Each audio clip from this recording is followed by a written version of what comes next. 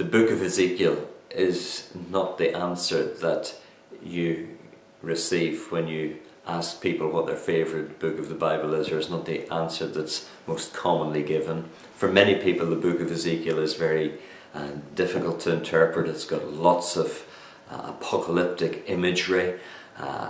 Some of the things that Ezekiel says are hard to process.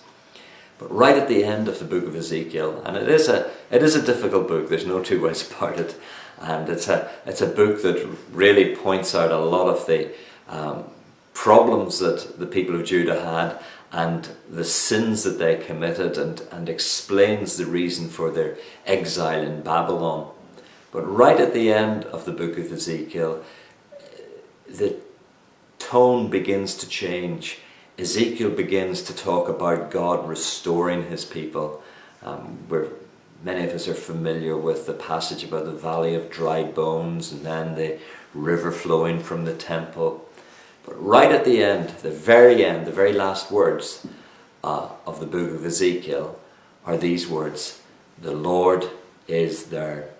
And these words are spoken in the context of God restoring his people, of God restoring the city of Jerusalem, and these would be the words that would mark it out. This would be the strap line, if you like, that would mark out the restored people of God. That they would be a people who would be able to say, "The Lord is there." If you think of it, there's nothing that's more precious in life than to know that God is with us. And this revelation that we have, Yahweh Shammah, the Lord is there, two words in the Hebrew language, the Lord is there, they are an incredible promise to us that God is with us wherever we are, wherever we're at in life. And there's nothing more important than knowing that God's with you. In the book of Exodus, when Moses was leading the people out of Egypt and leading them towards the promised land, he sought the favour of God. And in Exodus 33, God said to him, he says, "Moses, my presence will go with you." Whatever else Moses had or didn't have, whatever enemies he would face or wouldn't face, whatever difficulties there were, whatever needs there were, knowing that God was with him was the most important thing. You know, when we come to the Lord as the one who is there, that indicates to us that God is there for us, that God is with us at every turn in life. He's the one who, according to Hebrews 13, will never leave us nor forsake us.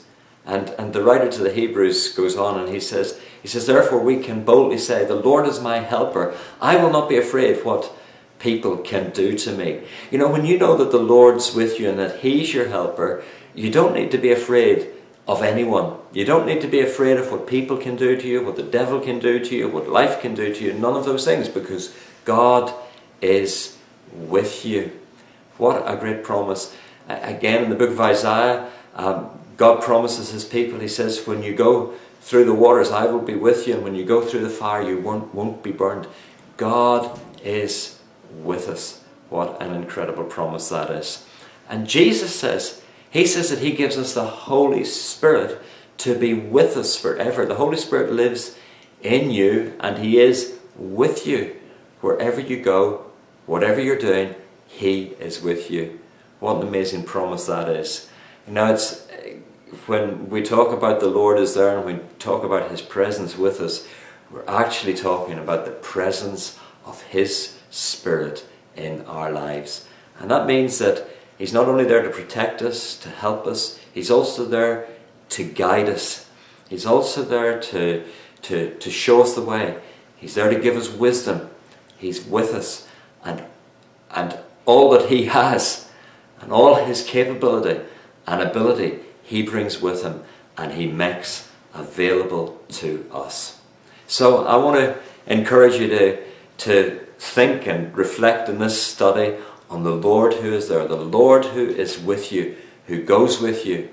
And you know, again, we looked in a previous session at Psalm 23 how the Lord is our shepherd. Well, you know, he's He goes with us into those valleys, into those dark places, into those tight spots. He is the Lord who is there for us.